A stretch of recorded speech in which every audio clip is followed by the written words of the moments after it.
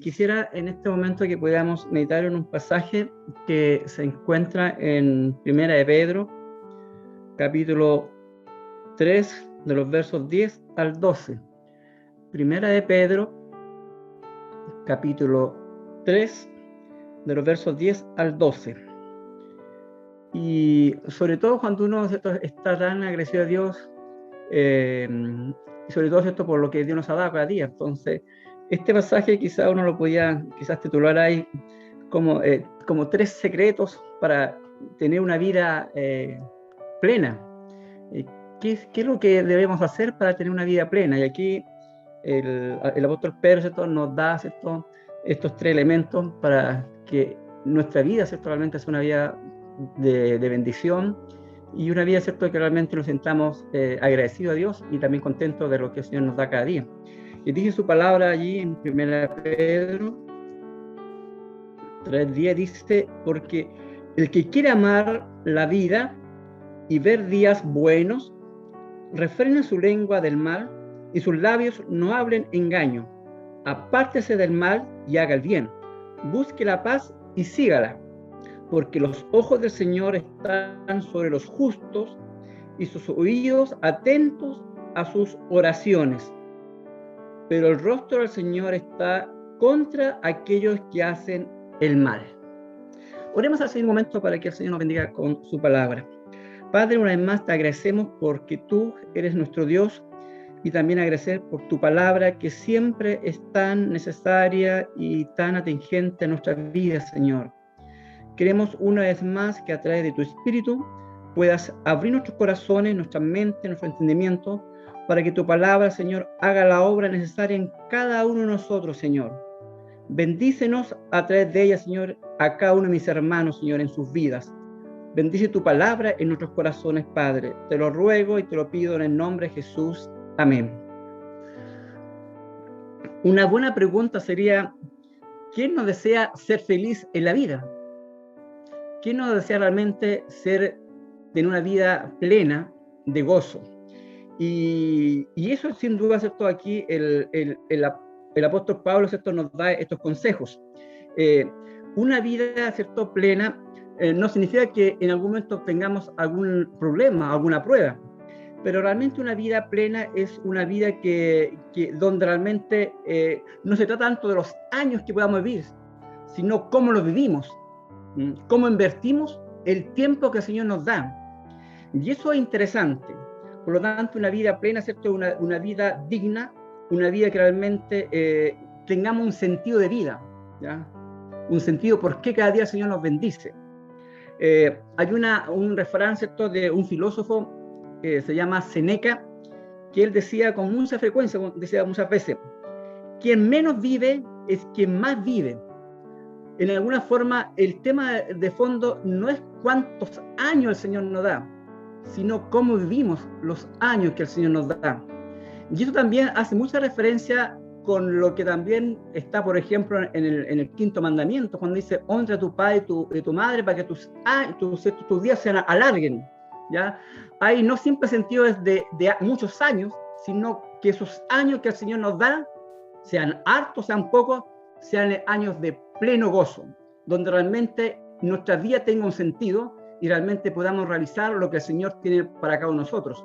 Entonces yo creo que eso es algo interesante que tenemos que nosotros tener, porque todos nosotros deseamos una vida llena de felicidad. Pero aquí hay cosas para que realmente esa vida que el Señor tiene para nosotros realmente se cumpla.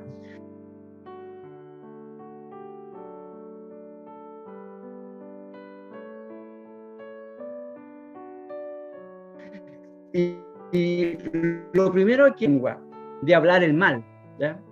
Y sin duda es algo tan interesante porque en alguna forma, ¿cierto?, como también dice en Santiago 3:6, dice: y la lengua es un fuego, un mundo de maldad. La lengua está puesta e inflama la rueda de la creación, y ella misma es inflamada. Que nadie, ¿cierto?, pueda hablar palabras venenosas contra otro e impedir que de alguna parte ese veneno le afecte a sí mismo. Entonces, esto es interesante porque hoy día vemos en gran parte quizás de nuestra sociedad cómo la mentira, el engaño, ¿cierto? La astucia son elementos que se ven cada día. Por lo tanto, el Señor nos advierte, ¿ya?, a que tengamos cuidado cuando hablamos. Por lo tanto, yo creo que una de nuestras oraciones es que el Señor nos dé sabiduría para que cuando hablemos,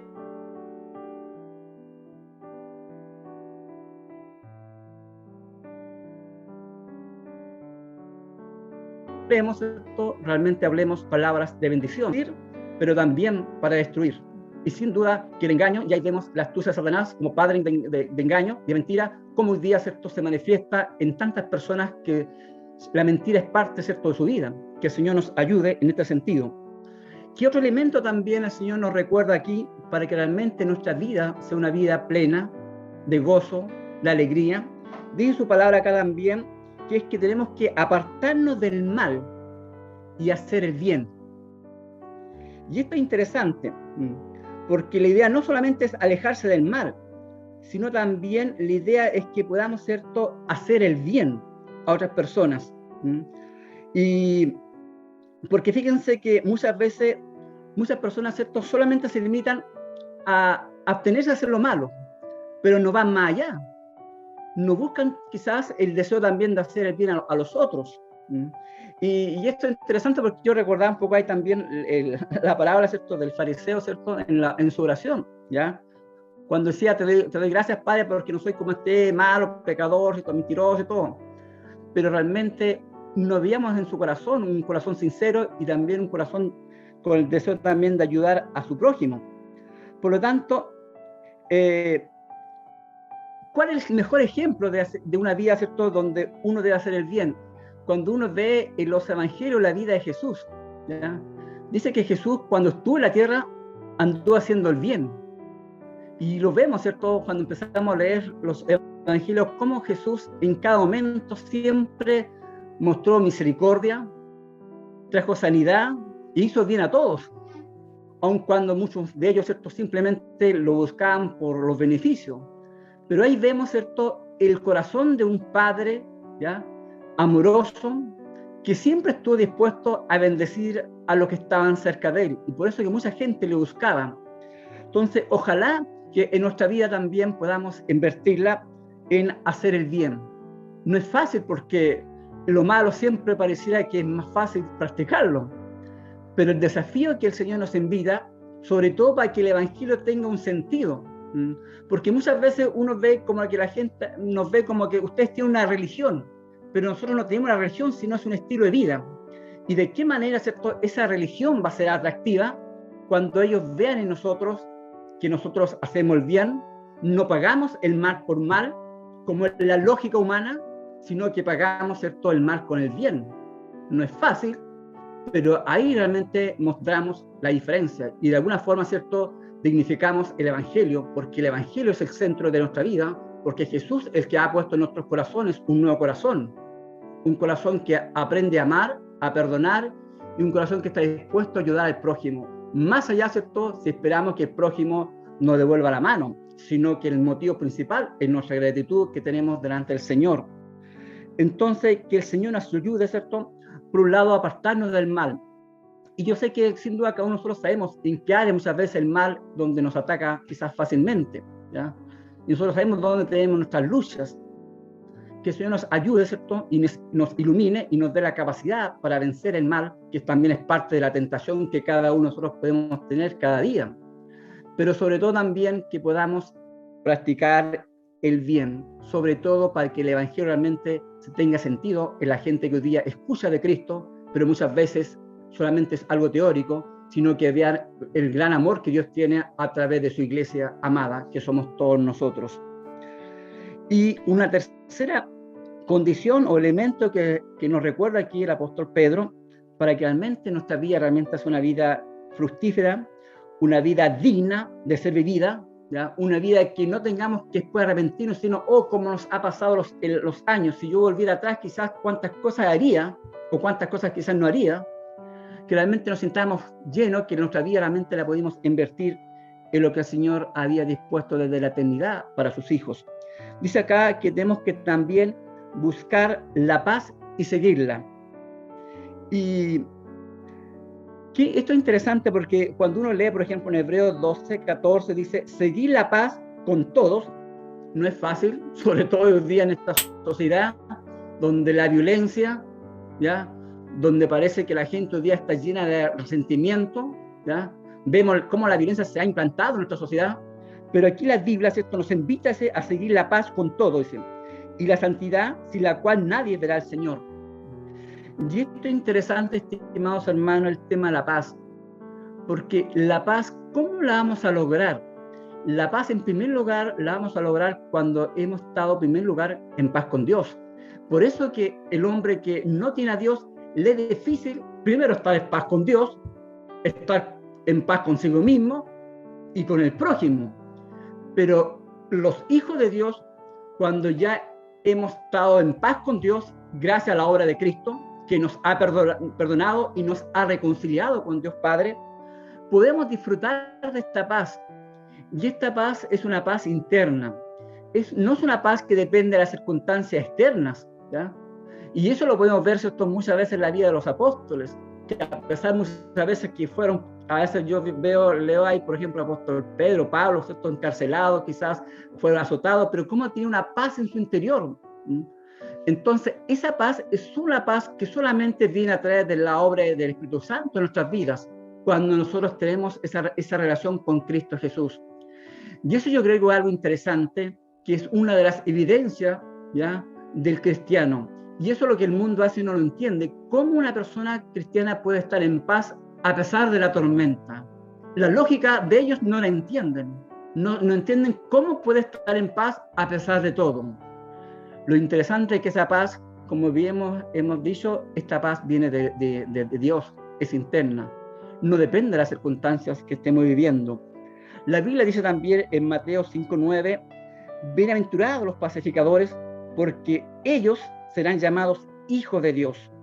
Entonces la idea no solamente es que busquemos la paz, sino que tenemos que seguirla, perseguirla en otra forma, ¿ya? No es fácil, estimados hermanos. La Biblia también dice, tratad de buscar, ojalá que estemos en paz con todo, ¿ya? No es fácil, pero esa es nuestra meta, tratar de estar en paz con todos.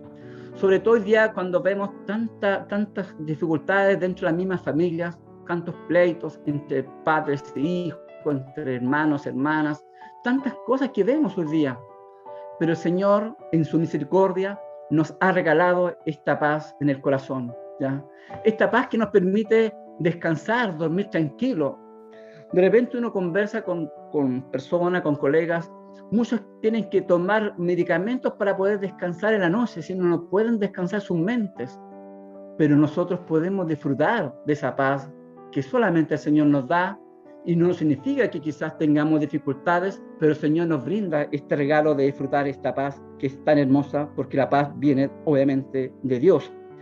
Por lo tanto, dice la Biblia también, que en Efesios dice, solícitos en guardar la unidad del Espíritu, que es el vínculo de la paz. Por lo tanto, que la paz es una consecuencia y una experiencia de la unión vital con Cristo. ¿Cómo yo puedo lograr y disfrutar esa paz? Cuando estoy en paz con Dios. Cuando yo rompo esa relación con Dios, sin duda me es más difícil estar en paz conmigo mismo y también paz con mi prójimo. Pero cuando tengo esa relación íntima con Dios, sin duda es fácil mantener la paz con los demás y con uno mismo. Así que el Señor nos ayude, estimados hermanos, para que no solamente seamos pacíficos, sino que seamos pacificadores. Sobre todo ayudemos también a muchas personas a encontrar esa paz que tanto necesita hoy día nuestro mundo, nuestra sociedad. Solamente el Señor puede traer la paz. La paz no la pueden ofrecer algún candidato, algún líder político. La verdadera paz es la paz que el Señor nos entrega en nuestras vidas. Así que, si queremos tener una vida llena, plena, debemos considerar estas tres condiciones o elementos. Y si vemos que en alguna área quizás nos cuesta más, bueno, oremos al Señor para que realmente el Señor nos ayude, para que realmente podamos manifestar estos elementos, y así, como dice su palabra, ¿cierto? Idos atentos a sus oraciones, porque dice el rostro del Señor, ¿cierto? Se aleja de aquellos que hacen lo malo. El Señor nos ayuda, estimada iglesia, sobre todo para que manifestemos estos elementos, para que de esta forma el Evangelio, ¿cierto?, sea algo tan real que las personas que no lo conocen al Señor busquen al Señor porque ven en nosotros, y eso es obra del Espíritu Santo, no es mérito humano, sino que Dios está obrando en nuestras vidas. Por eso podemos manifestar la paz, por eso podemos, ¿cierto?, hacer el bien, por eso que podemos tener palabras de sabiduría y muchas veces evitar caer, ¿cierto?, en cosas que no son agradables, porque el Señor hace esa obra en nuestras vidas. Eso es lo que el Señor hace en nosotros. Así que el Señor nos bendiga, y esta bendición de tener vida eterna no solamente es algo que uno lo ve en la eternidad después de la muerte. La vida eterna comenzó del día que el Señor nos dio vida, cuando conocimos a Cristo y empezamos a disfrutar de esta vida eterna. Y sin duda el Señor cada día nos bendice. Así que también es un otro elemento para dar gracias a Dios, porque el Señor nos ha dado vida eterna, pero esa vida la estamos disfrutando desde el día que conocemos al Señor. Así que el Señor nos bendiga y nos ayude. Oremos al Señor para que también el Señor nos ayude y nos bendiga, y que realmente podamos tener esta alegría de tener una vida plena. Y como bien decía, no pasa por la cantidad de años, no pasa, ¿cierto?, por tener más cosas o menos cosas, sino simplemente pasa, ¿cierto?, por vivir dignamente y sin duda encontrando el sentido, porque el Señor nos da cada día esa vida hermosa que nos permite disfrutar cada día. Oremos al Señor en este momento, dando gracias por su palabra, y que su palabra siga siendo esa obra necesaria en nuestras vidas. Padre, te doy gracias por tu palabra, y permite que tu palabra cada día, Señor, selle nuestros corazones, nuestras mentes, que nos ayude, Señor, para que podamos tener palabras sabias. Guarda nuestra lengua, Señor, de hablar lo malo. Ayúdanos, Señor, a hacer lo bueno y no lo malo. Ayúdanos a buscar la paz y también a ofrecer la paz a quienes necesitan de ti, Señor. Pero sobre todas las cosas, Padre, permite, Señor, que a través de tu obra en nuestras vidas, tu evangelio, Señor, se haga algo visible en las personas que aún no te conocen, Señor, que necesitan hoy día encontrar esa paz para que sus corazones puedan descansar, que puedan, Señor, tener un deseo en su corazón distinto, porque el secreto para encontrar la felicidad está en ti, Señor. Tú eres la felicidad, porque tú nos das el sentido de vida, porque finalmente la vida es un regalo tuyo, Señor. Bendícenos y bendice también a aquellas personas que hoy día necesitan de tu mano, de tu ayuda, Señor. Padre, te lo pido y te lo ruego en el nombre de tu Hijo amado Jesucristo. Amén.